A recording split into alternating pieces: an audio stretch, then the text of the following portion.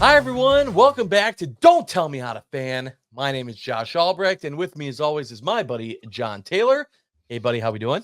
Doing well, doing well. Coming to you live on a You Wednesday bet. night, so having a You good bet. time. Yeah. We're doing it one day early this week, but it ends up working out because the main focus of this show is going to be the Packers matchup against the Vikings. And earlier today, a Players Tribune article comes out from Aaron Jones. As soon as I saw that this came out, I was like, oh man, be in my feels immediately. Didn't even have to read a sentence to know that was going to be the case. Little background on me and Aaron Jones. So when I was working for the radio station, we did some stuff with Aaron. Aaron was a guest that called in once a week on the show, and he had just lost his dad. And I lost my mom to cancer back in 2016. And so we kind of bonded over that. And I wear a little pendant every day with my mom's ashes in it. And Aaron has a pendant with his dad's ashes that he wears when he plays. And that game, after the game, which they won, he went to the podium and he said, "Yeah, I feel really bad though. Like I I lost the pendant." And I was like, "Oh my God, no!" Because that's Yeah. the biggest fear of mine is that I'm going to lose it someday. I've kept it going right for almost 8 years now, but I just when he said that, like my heart sank. It's like, oh my God, I'm so sorry. They end up finding the pendant in the end zone. Amazing story. We break the news on the morning show that it happened. Everything blows up. Everyone's so happy about it. I end up meeting him in person, and we actually get a photo of us both holding our pendants with each other. So I've always had a soft spot for Aaron Jones. He's always been a real dude. He's an emotional guy, just like I am. And, we've always bonded over that. So I've always loved him beyond the fact that I think he's a great player. And so when all of this happened last year with, we're going to bring in Josh Jacobs, and I was like, to back up Aaron Jones. Awesome. All right. Yeah, that hour or Oh, we thought that was happening. Well, what a great hour that what a was. 1-2 punch we had. I literally was like, it was the same feeling I had, John, as when the news broke that the Brewers were signing Zach Greinke. I was Mhm. like, oh, this is it. Oh, we're We did it. doing it. We did it. We're Yeah, gonna yeah, have yeah. the best 1-2 punch at running back in the whole damn league. Look out, NFL. The Packers are here. That's how I felt Mhm. for an hour.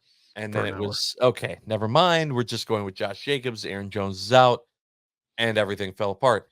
Now, obviously, we've talked enough through the first few games to say that Jacobs has done well. I'm not saying that that was a bad decision. And honestly, I'm not saying that we needed Aaron Jones as the second, even. But the fact that he's not on the team anymore, from a fan standpoint, emotionally, it kills me because Yeah, I let feel me like he really did understand the Packer way. yeah. Let me jump in and just add a little context. I mean, whether you thought Jacobs could come in and replace it, you're talking about a a person and a player who consistently put the Green Bay Packers ahead of himself. I think the biggest reason we lost him is he kept taking pay cut after pay cut to stay with the team, and unfortunately, the contracts are such that you can't keep asking somebody that talented to be paid as little as they were really able to offer him, giving him the running back market. So, I was so unbelievably bummed when I found out that he wasn't going to be able to stay on the team. And like I said, I like Aaron Jones as a person and a player enough to think that maybe it is okay that he's leaving because he should. He didn't necessarily get more, but he has more potential to earn elsewhere because our Jordan Love contract was looming.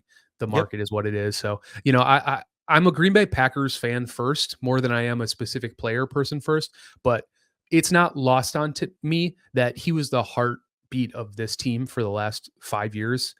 Health aside, it didn't matter. He just always had the right attitude. He brought joy and light to the locker room, to every interview. I know you had a personal relationship with him, but even just seeing the way he yes ma'am, yes sir, to Yep. to literally Yes, every sir. person, it did not matter what position they were in. He was ultimate class, and showed a ton of respect to everybody. And I'm not looking forward to watching him run all over us on Sunday, so I hope it's done respectfully in class with a lot of class like he has before. But I'd be lying if I said I didn't think he was going to go off in Green Bay on Well, Sunday. and so So we'll get to that in a minute, but yeah, yeah, and yeah, I don't remember who the player was, but I feel like one of the defining moments of showing that this guy gets it as far as what the Packers organization is was when someone messed up and he goes and they had their head down and he literally picks up their yeah. helmet. It's Dontavian Wicks as they're Okay, running it was. running off the sideline. He's literally backpedaling and lifting his head up and just he said what he said, but you can kind of tell he's just telling him like, hey,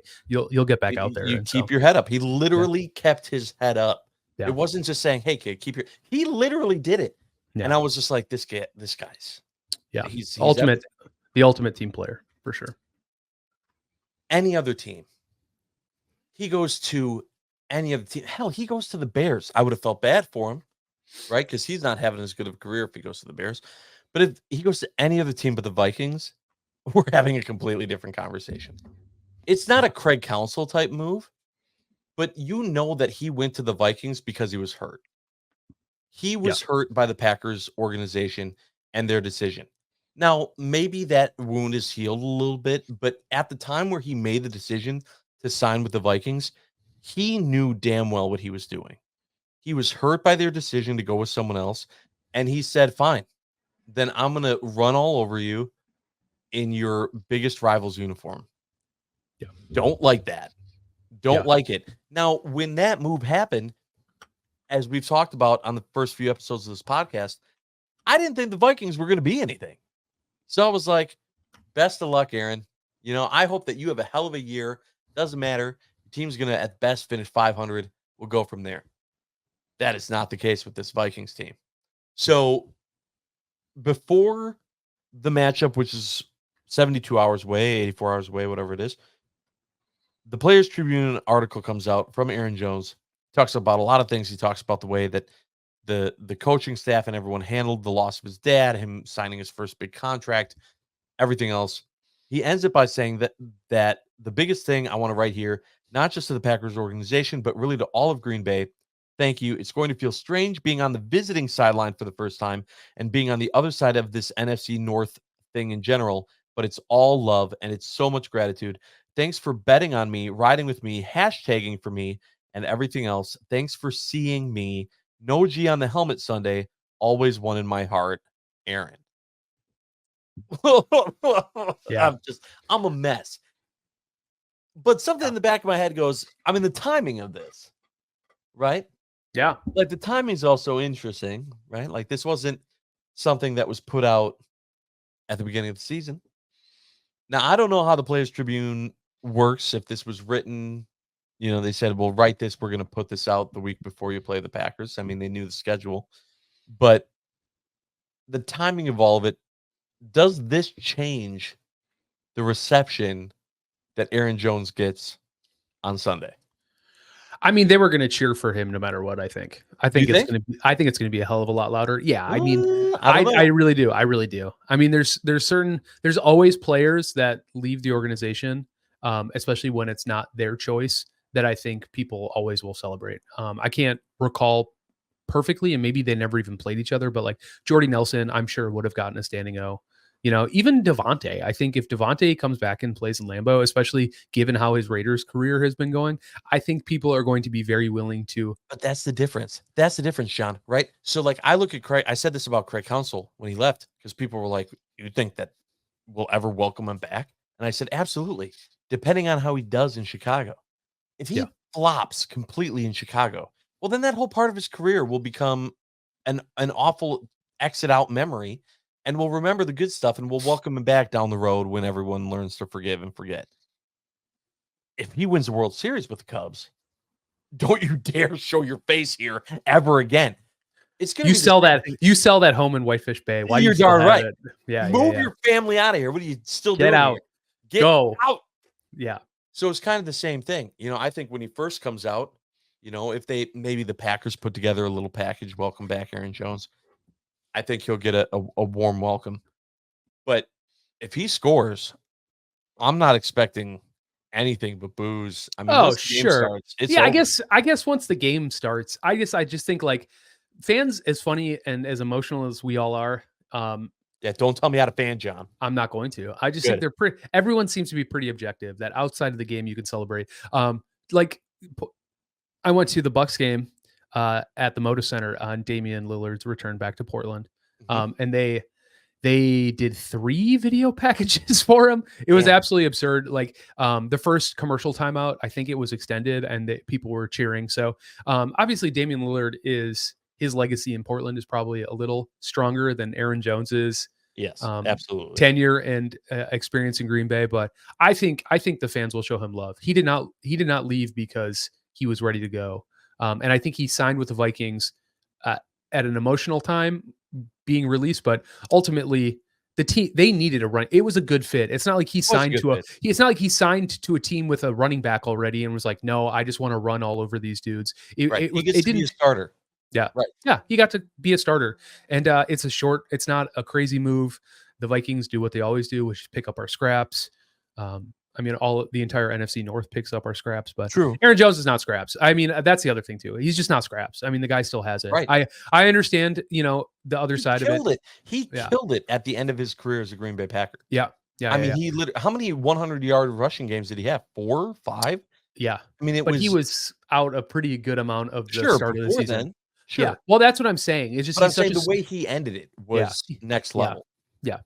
He's a small back, but the whole idea is getting somebody with a little more consistency who can withstand the beating of a full running back season. And so when you push 30, I mean, listen, I know I come on this podcast and do a lot of the stats or whatever Yeah, you're a as a stat means guy. to, as just a balance, but I'll be the first one to tell you, I don't love the way people just have bastardized every stat to just create a market and how you value players. Like hitting 30 is not a stat. That means you shouldn't be a starting running back anymore.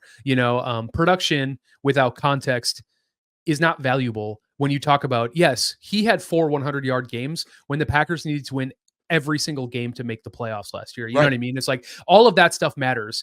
There's a That clutch gene that's not being yeah, measured. yeah, Yeah. exactly. But I get it. I get why the Packers organization ultimately, Yeah, me too. I just don't care about it. I yeah, get why they did it, but I don't like it. yeah, That's my right as a fan is to tell you, I understand why you did what you did, but you made the wrong decision and I hate you for it.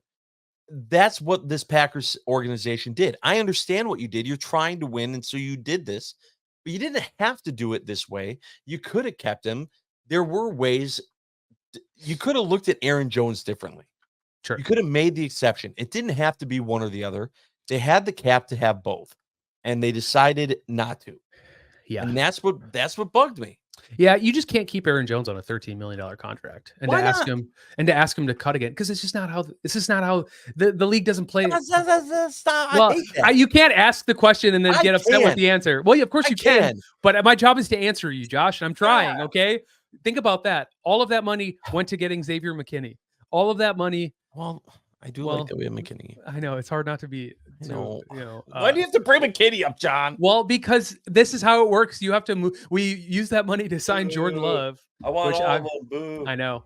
I mean, if they would have knew they were gonna get Malik Willis, I'm sure they would have kept Aaron Jones and just told Jordan Love to kick rocks, right? Right. Probably. They should have. Many people are saying this. I cannot stress Yeah. this enough. Many, meaning like Many less than one. just me right Yeah, that's now. right. Yeah. Yeah. All right. So Aaron Jones finds a new home in Yeah. Minnesota. Yeah. We all think, hey, best of luck to you, pal. We'll be looking down at you from the top of the standings. The Vikings come out just guns blazing. Yeah. Right. And I'm not saying that it's even just Aaron Jones. I mean, Aaron Jones has scored this year. He's been doing fine. But the Vikings team in general is terrifying. Yeah. And so I think it was after we recorded the last episode, I came up with the term fangxiety. Fan anxiety. Fangxiety. I, Yeah. Have you said it out loud yet? Because yeah, like 3 times. okay. I'm so nervous about this game. I am terrified of this game. This is a different Vikings team. I don't Yep. hear fans talking crap. I don't talk about, there's no backlash or garbage. It's like everyone understands that where the Vikings are right now is different and scary. I'm not saying it stays that way all season. We're only 4 games in, but 3 games in, but it's where they are right now. I don't want to be facing them, Yeah, it's and tough. they are. Yeah, it's tough because this could be the best they look all season. I don't know how they get better. They're the best team in the NFC. That's my You point. can't. So either they're going to stay at this level and it sucks we have to face them right now, or they're going to dip off and I'm going to be really annoyed if they fall down to earth in a few weeks. Who knows? The optimistic fan says this is the week they fall down to earth because we do have a few ways to affect their offense, but it's not going to be easy. I'll tell you that much. Aaron Jones has been a breath of fresh air for their run game. Their offensive line in terms of run blocking, like pass, like rating is pretty unreal. Like PFF, the run blocking grade by positional rank. So out of 32 NFL teams, is it 30 or 32? I always forget. It's 32. Anyways, Yep. yeah, Darisaw, their left tackle, is ranked fourth. Brandell, their left guard, is ranked second. Bradbury's ranked eighth. Ed Ingram, their right guard, is 15th, which is the worst 15th. And then right tackle, their O'Neal, I forget his first name, is 7th. So basically, their entire offensive line 4 of 'em averages are to top be 10, yeah. 4 of them are top 10. 2 of them are in the top 5 of everybody in that position. Yeah, and that's been the game. They are opening up massive lanes for AaronJones to run all over. And what's really great about that is it really protects Sam Darnold from making mistakes when he does not have to panic or worry about blitzes He and gets to playing play in his lighter game. boxes. Yep. Which So is interesting. Can the Packers stop that? Well, Do you trust this Packers defense to go up against 4 of the 5 top 10 offensive linemen and yeah. shut them down? Make Sam Darnold make those mistakes.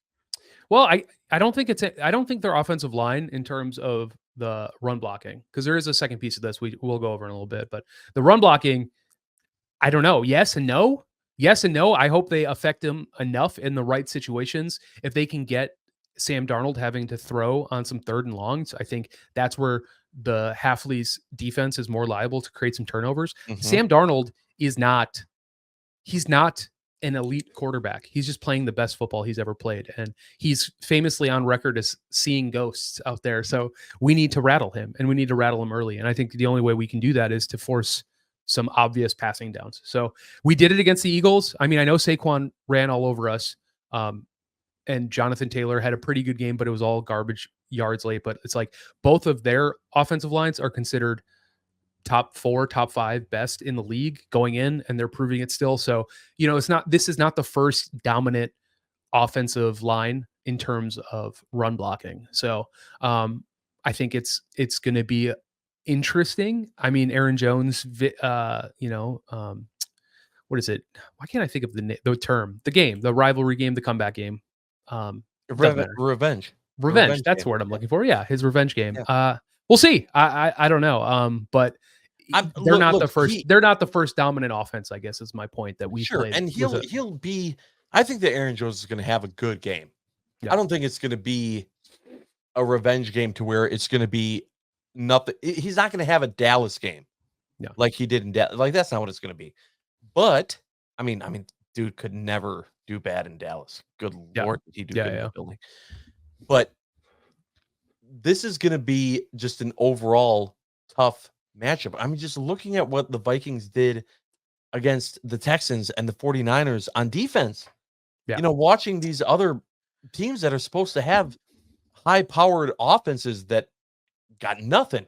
They just got no answer against the Vikings. Well, how Brian Flores is a defensive coordinator and not a head coach in this league is criminal for about a million reasons. Yep. Some might actually be criminal if you look into the Dolphins back in the day. But I mean, dude, his scheme is incredible. He does so many interesting, exotic things to challenge the line protections. They send really exotic blitzes. Van Ginkel, that pickup, I mean, he's been a revelation for them. They got worse in some areas that I thought they desperately needed, and they got better in ways that I think just suited the Brian Flores defensive scheme. So, I mean, man, they're playing really well. The defense is playing really well specifically. But I mean, what could you ask more of from them? Yeah, if you're a Vikings fan, as a Packers fan, I can ask a lot of things. Yeah. Like start messing up. Yeah, well, I think Purdy. I don't think Purdy's out a couple guys, and I think he's kind of his play is doing the regression they claimed he would. I think Brock Purdy is a better quarterback than some of his haters give him credit I for. But agree. I think you stack enough adversity on a person, and you can have some bad games. And I think we're experiencing Brock Purdy doing that. So I think they got out on San Francisco early, and that changes everyone's game plan. And that's just the way it is. That's the game that I'm so unbelievably surprised because their defense should have been able to get out. But speaking of them, Devondre Campbell, former Packer, I mean, he's splitting time, Yep. so it's like starting to look like 2021, that outlier career that got him paid. So he's walking around like his poop don't stink, but it sure Yep. smells. It seems like it. So but yeah, going back to the Vikings specifically, I think the way we get their offense rattle, like I said, we got to get them in early passing down, and then we have to blitz the interior of their offensive line. It's bad. It's really bad. Garrett Bradbury and Ed Ingram are both ranked 30th on pass blocking grades in relative to their position. They're terrible. So Got to stop the run to have that opportunity, though. Yep. Yeah. I mean, absolutely. So, like I said, I've not come away from any of the games being like, wow, our run defense, it's finally here. But it's going to be a point of emphasis. They're going to have to get it figured out. If they're going to have to just sell out to stop the run early and hope Sam Darnold misses some throws. I mean, he hasn't been, but I don't know. We'll see. I mean, like I said, it's really scary. I said it on the Monday episode. Mm-hmm. Tuesday. Anyways, I said it on Last episode. last episode. Great way to talk about it. I said it on last episode. I don't see a super clear path. I think all the things I think we can do are predicated on stacking victories in other ways that I think are going to be really challenging. So, I can say stuff like we just got to blitz the interior offensive line, but when you're blitzing, you're leaving the middle of the field open. And Kevin O'Connell has been a big fan of sending Justin Jefferson into the middle of the defense, exploiting really bad matchups with inside linebackers, which we don't have a ton of great inside linebackers, especially not ones that cover. So how does Halfley respond? We've been playing in a lot of base that puts 3 linebackers on the field. I would love to see Evan Williams. I would love to see us in nickel more. I would love to see us sizing down a little bit to meet some of their skill players where they're at. Jordan Addison was limited today, but I'm pretty sure all reports are that he's going to play. So Yeah, they're gonna have their full complement of receivers. And Yep. If Darnold keeps playing the way he is, it's just going to be a tough game, and it's just going to be good on So good. let's get there because I want to spend a few minutes here before we're done talking about baseball a little bit. Yeah. Score predictions. Let's get them locked in. Thoughts for this game? Are we making the assumption Jordan Love's playing? I've heard Yes. by all accounts that he's playing. Okay, If he's not playing, we then lost. all of this is different. Yeah. And any comment, there was actually a comment on our last video. Thank you, by the way, for commenting, liking, subscribing, all that good stuff. Thank you for doing that. We do see your comments. Who said, why even have Jordan Love play in this game? That's a failure mentality. If he's ready to play, you have to give it a shot. You have to put him out there. You have to give yourself a chance to win. So we are under the assumption that Jordan Love is playing. Yeah, just to comment on that as well. We played 2 uncommon out of conference opponents. If we lost both of those games, they're in the AFC. Really doesn't matter much when you talk about conference seeding. If you think the wild card's going to be a 9-win season, this is going to materially impact very little. The fact that we won those is fantastic, but not only are you talking about an NFC opponent, you're talking about a division opponent, like which we historically have had problems traveling to Minnesota. And a division opponent that is going to be at best in a run with you for the division. Yeah, it's officially turned into a 3-headed race for the This is NFC not the North. Bears. No. Right? If this was the Bears, this is a different conversation. Yeah. I mean, if it was the Bears, I'm also of the belief he's been doing so much to get ready and to get back. I think he would have, if the Titans game maybe would have been a more serious game or had more implications. I think there is a world where he plays. So I think 80% Jordan Love, I still think is better than a healthy Malik Willis against a very stout defense and a NFC North opponent. So I think Jordan Love will play. What he needed to get us to this point with Jordan Love. Jordan Love should play in this game. Yeah. So, score prediction. I think that the Packers might. I think the Packers are going to win this game. Oh my God. You're Do such I really? a homer, bro. I am. I'm a homer. Here's the thing. I'm not a homer when it comes to the information, but I'm always a homer when it comes to predictions. There's very few teams I would go into a game thinking we have no chance. This is not a game I don't think I see a path to victory. I think it's going to be challenging. I'm going to say the Packers win 29 to 27. Okay. They're going to lose 29. 34-24. And it's going to be because right at the end, it's going to be the Vikings are going to have a late touchdown score. It's going to force the Packers to have to get a touchdown to stay in the game. And then they're not going to get it. And that's going to be the end of it. They're going to lose by 10. I understand they're playing at Lambeau. Lambeau's not this magical place anymore. It hasn't been forever. Okay. If you play good teams, you have to beat good teams. I'm not saying that people shouldn't be loud and that they shouldn't, help the team out. And when you see LaFleur on the sidelines, let's go. You better pump them up Yeah, too. Listen to them and everything else. But unless this is the week, the clock strikes midnight, and this Vikings team turns back into a pumpkin, I don't see it.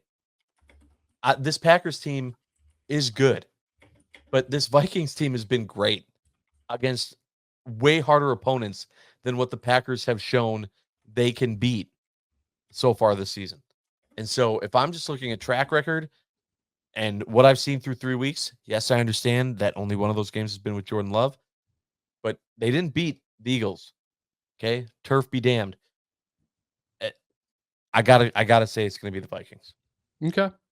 I'm going to do one real quick thing. I think Josh Jacobs breaks off for 2 touchdowns on some I am better than your ex type beat. Ooh, and I think J-Lo spicy. and I think J-Lo throws a touchdown to Romeo Dobbs in the classic. Romeo Dobbs secretly is the number 1 wide receiver when a guy can throw the ball to him, and then we hit 2 field goals. Narvison hits a 45-yarder, his Achilles, and then he hits like a 50+ to win the game. That's my official prediction. Well, if that happens, I'll crap a brick.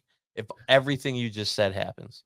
Cool. That'd be incredible. Also, that doesn't really get him to 26. It doesn't matter. We'll see what happens. There was a lot of stuff to put out there. That was a parlay of guesses on what happens with the game. And so if you hit them all, I'll be super impressed.